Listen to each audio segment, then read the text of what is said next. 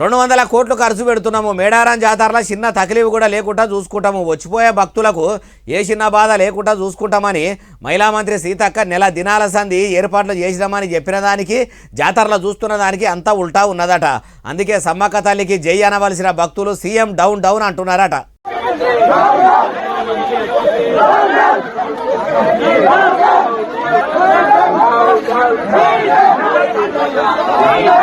ఇనరా ఇంతమంది కూడా ఎక్కడెక్కడికి వెళ్ళో మేడారంలో సమ్మక్క సారలమ్మ తల్లుల దర్శించుకునేందుకు వచ్చిరట. సర్కారేమో ఎంతమంది భక్తులు వచ్చినా అందరికీ అమ్మవార్ల దర్శనం అలకగా అయ్యేటట్టు చూస్తాము, చిన్న తక్లీఫ్ కూడా ఉండదని చెప్తే నివొద్దనే అనుకున్నారట. కానీ మహిళా మంత్రి సీతక్క, ఇండ్ల మంత్రి పొంగులేటి శ్రీనివాసరెడ్డి సారు దగ్గరుండి మరీ ఏర్పాట్లు చేయించినమని చెప్పినట్టు అసలు లేనే లేదట. కంటిరెప్ప కొట్టినంత సేపు కూడా తెలంగాణ రాష్ట్రంలో ఎప్పుడు కూడా కరెంటు పోదని పైసల మంత్రికం, ఉప ముఖ్యమంత్రికం, కరెంటు మంత్రి మల్లుబట్టి విక్రమార్క సారు అప్పట్లో చెప్పేనా.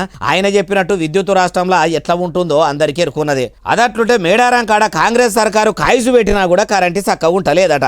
జాతరకు పోయేందుకు కావలసిన బస్సులు వేసినామని బస్సుల మంత్రి పొన్నం ప్రభాకర్ సారు చెప్పితే అసలు బస్సులు ఒక్కటి యాళ్లకు వస్తలేవట. అందుకే ఇవేనా మీరు చేసిన ఏర్పాట్లని భక్తులు సిమ్మన చీకట్ల ఇట్లా పంచాయతీకి దిగి సీఎం డౌన్ డౌన్ అంటుంటే రక్షక భటులు రంగంలోకి దిగి వాళ్ళను లొల్లిపెట్టకుండా ఆపుతున్నారట.